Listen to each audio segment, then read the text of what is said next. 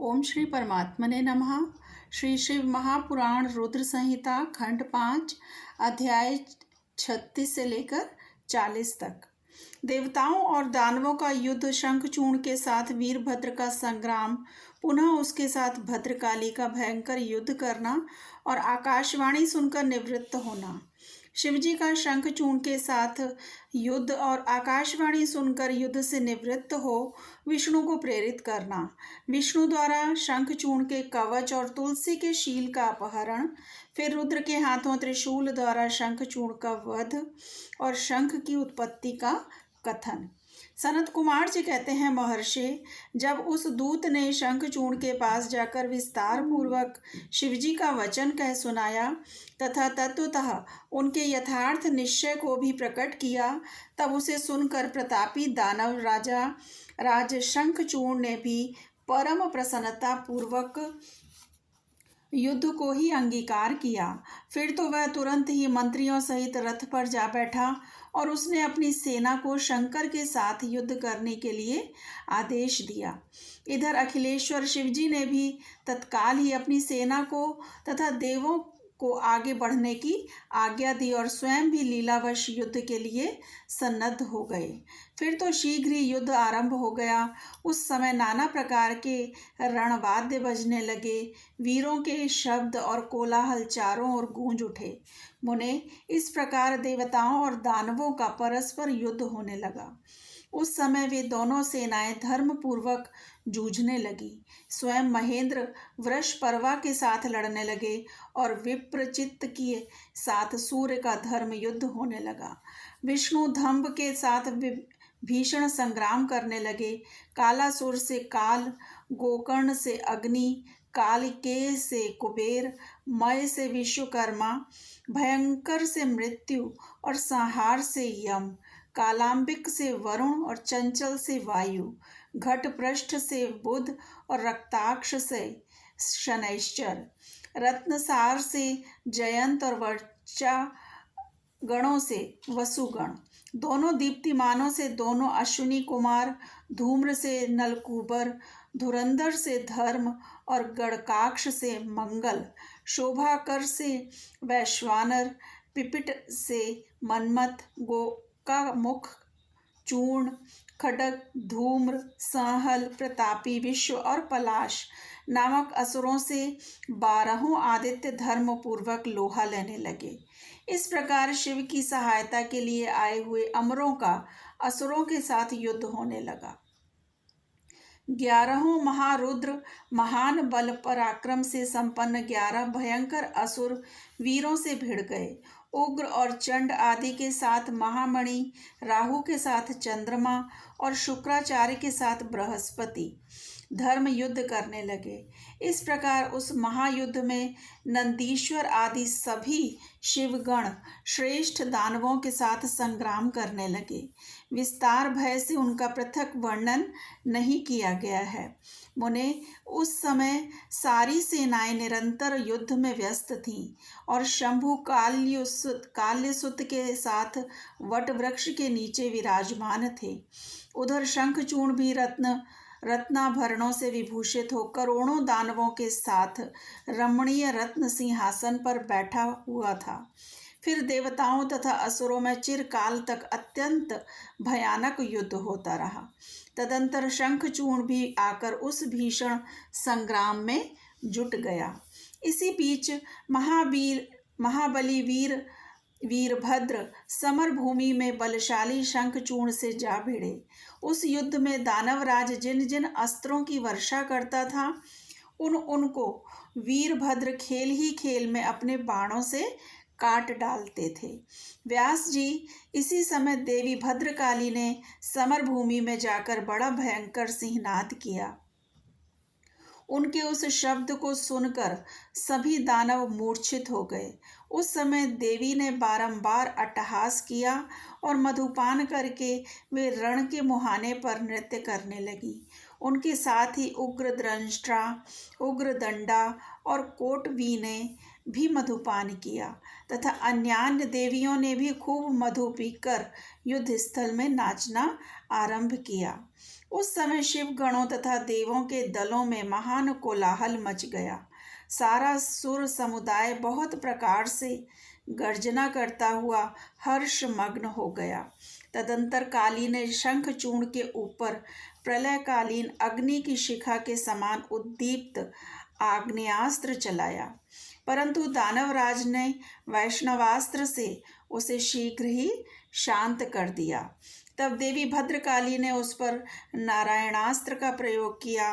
वह अस्त्र दानव शत्रु को देखकर बढ़ने लगा। तब प्रलयाग्नि की ज्वाला के समान उद्दीप्त हुए नारायणास्त्र को देखकर शंखचूर्ण दंड की भांति भूमि पर लेट गया और बारंबार प्रणाम करने लगा। तब उस दानव को नम्र हुआ देखकर वह अस्त्र निवृत्त हो गया। तत्पश्चात देवी ने उस पर मंत्र पूर्वक ब्रह्मास्त्र छोड़ा। उस अस्त्र को प्रज्वलित होता हुआ देखकर दानवराज ने भूमि पर खड़े होकर उसे प्रणाम किया और ब्रह्मास्त्र से ही उसका निवारण कर दिया। तदंतर वह दानवराज कुपित हो उठा और वेग पूर्वक अपने धनुष को खींचकर देवी के ऊपर मंत्र पाठ करते हुए दिव्यास्त्रों की वर्षा करने लगा। भद्रकाली समर भूमि में अपने विस्तृत मुख को फैलाकर उन अस्त्रों को निगल गईं और अट्टहास पूर्वक गर्जना करने लगीं, जिससे दानव भयभीत हो गए। तब शंखचूर्ण ने काली के ऊपर एक 100 योजन लंबी शक्ति से वार किया, परंतु देवी ने अपने दिव्यास्त्र समूह से उसके 100 टुकड़े कर दिए। यों उन दोनों में चिरकाल तक युद्ध होता रहा और सभी देवता तथा दानव दर्शक बनकर उसे देखते रहे। अंत में देवी ने महान कोपावेश से उस पर वेग पूर्वक मुष्टि प्रहार किया। उसकी चोट से वह दानवराज चक्कर काटने लगा और उसी क्षण मूर्छित हो गया। फिर क्षण भर में ही उसकी चेतना लौट आई और वह उठ खड़ा हुआ, परंतु उस प्रतापी ने मात्र बुद्धि होने के कारण देवी के साथ बाहुयुद्ध नहीं किया। तब देवी ने उस दानव को पकड़कर उसे बारंबार घुमाया और बड़े क्रोध से वेग पूर्वक ऊपर को उछाल दिया। प्रतापी शंखचूर्ण वेग से ऊपर की ओर उछला और पृथ्वी पर गिरकर पुनः उठ खड़ा हुआ। उस महायुद्ध में वह तनिक भी भ्रांत नहीं हुआ, बल्कि उसका मन प्रसन्न था। तत्पश्चात वह भद्रकाली को प्रणाम करके बहुमूल्य रत्नों द्वारा निर्मित अपने परम मनोहर विमान पर जा बैठा। इधर कालिका भूख से विह्वल होकर दानवों का रक्तपान करने लगी। इसी अवसर पर वहाँ यूँ आकाशवाणी हुई, ईश्वरी, अभी रणभूमि में सिंहनाद करने वाले 1.5 लाख दानवेंद्र और बचे हैं। ये बड़े उद्यत हैं, अतः तुम इन्हें अपना आहार बना लो। परंतु देवी, संग्राम में दानवराज शंखचूर्ण को मारने के लिए मन मत दौड़ाओ, क्योंकि यह तुम्हारे लिए अवध्य है, ऐसा निश्चय समझो। आकाशवाणी द्वारा कहे वचन को सुनकर देवी भद्रकाली ने बहुत से दानवों का मांस भक्षण करके उनका रक्तपान किया और फिर वे शिवजी के निकट चली गईं। वहाँ उन्होंने पूर्वापर के क्रम से सारा युद्ध वृत्तांत कह सुनाया। व्यास जी ने पूछा, महाबुद्धिमान सनत कुमार जी, काली का वह कथन सुनकर महेश्वर ने उस समय क्या कहा और कौन सा कार्य किया, उसे आप वर्णन करने की कृपा करें, क्योंकि मेरे मन में उसे सुनने की प्रबल उत्कंठा जाग उठी है। सनत कुमार जी बोले, मुने, शंभु तो जीवों के कल्याणकर्ता परमेश्वर और बड़े लीला विहारी हैं। वे काली द्वारा कहे हुए वचन को सुनकर उन्हें आश्वासन देते हुए हंसने लगे। तदंतर आकाशवाणी को सुनकर तत्व ज्ञान विशारद स्वयं शंकर अपने गणों के साथ समर भूमि की ओर चले।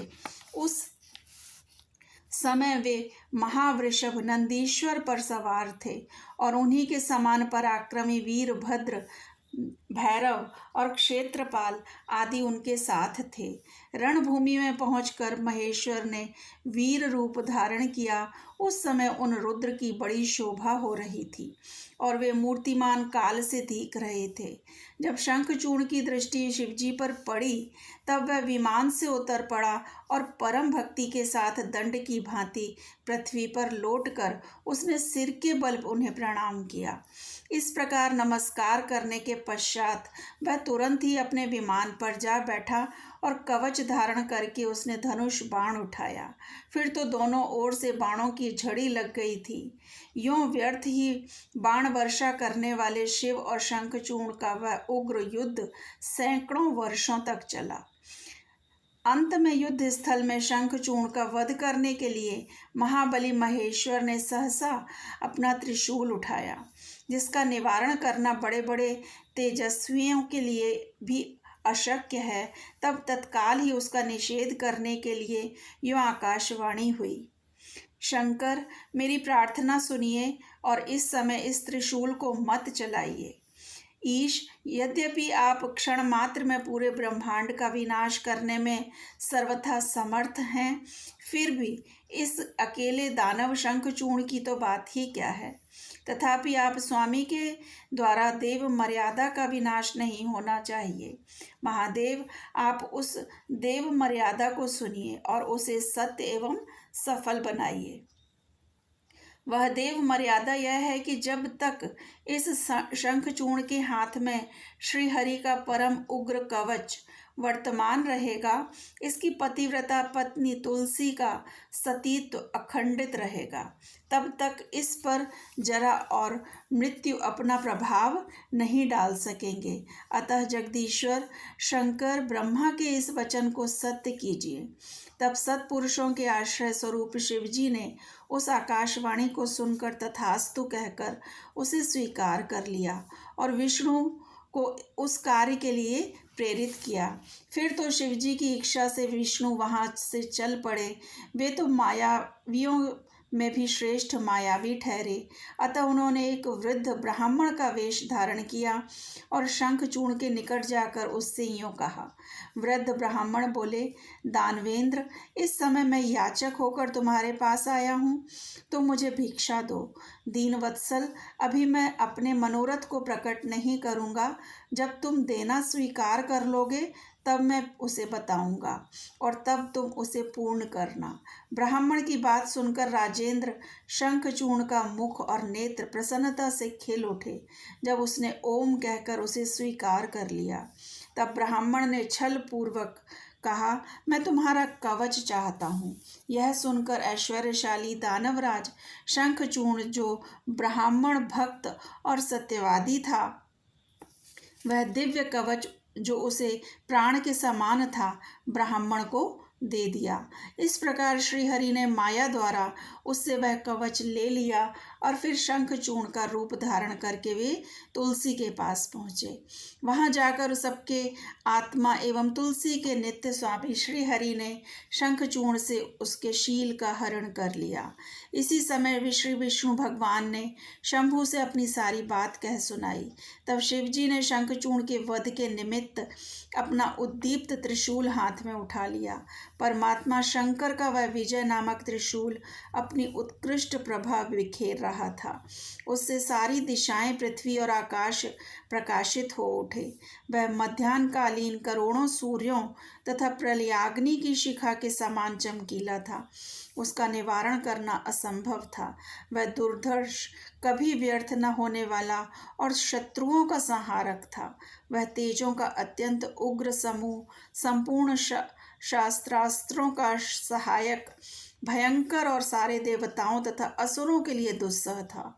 वह एक ही स्थान पर ऐसा दमक रहा था मानो लीला लेकर संपूर्ण ब्रह्मांड का संहार करने के लिए उद्यत। वह त्रिशूल शिवजी की आज्ञा से शंखचूर्ण के ऊपर गिरा और उसने उसी क्षण उसे राख की ढेरी बना दिया। विप्र महेश्वर का वह शूल मन के समान वेगशाली था। वह शीघ्र ही अपना कार्य पूर्ण करके शंकर के पास आ पहुंचा और फिर आकाश मार्ग से चला गया। उस समय स्वर्ग में दुंदुभियां बजने लगी, गंधर्व और किन्नर गान करने लगे, देवों तथा मुनियों ने स्तुति करना आरंभ किया और अप्सराएं नृत्य करने लगी। शिव जी के ऊपर लगातार पुष्पों की वर्षा होने लगी और ब्रह्मा, विष्णु, इंद्र आदि देवता तथा मुनिगण उनकी प्रशंसा करने लगे। दानवराज शंखचूर्ण भी शिव जी की कृपा से शाप मुक्त हो गया और उसे उसके पूर्व श्री कृष्ण पार्षद रूप की प्राप्ति हो गई।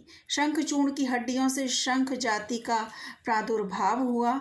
जिस शंख का जल शंकर के अतिरिक्त समस्त देवताओं के लिए प्रशस्त माना जाता है। महामुने श्री हरि और लक्ष्मी को तथा उनके संबंधियों को भी शंख का जल विशेष रूप से अत्यंत प्रिय है, किंतु शिव के लिए नहीं।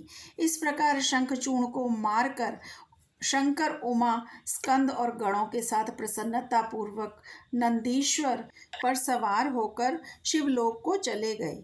भगवान विष्णु ने वैकुंठ के लिए प्रस्थान किया और देवगण परमानंद मग्न हो अपने अपने लोक को चले गए। उस समय जगत में चारों ओर परम शांति छा गई। सबको निर्विघ्न पूर्ण रूप से सुख मिलने लगा।